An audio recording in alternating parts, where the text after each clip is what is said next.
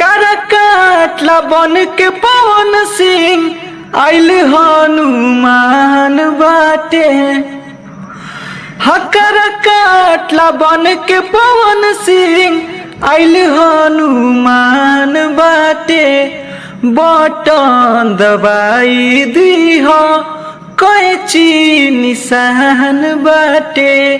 सांसद बनाई दीह कैची निशान बाटे। जनता जनार्दन में इनकर बसल खाली परान बाटे। जनता जनार्दन में इनकर बसल खाली परान बाटे।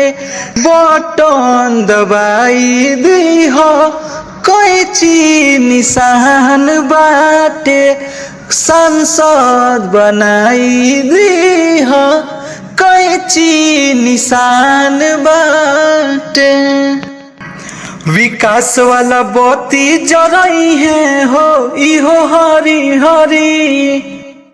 माता बहिन बेटाला खड़ा रही है इहे घरी घरी।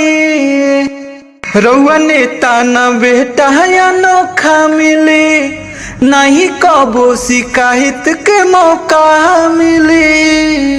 लड़नी दलिए अइले थमले कमान बाटे।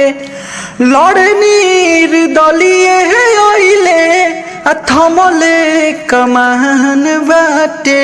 बटन दबाई दीह कैची निशान बाटे। सांसद बनाई दीह कैची निशान बाटे।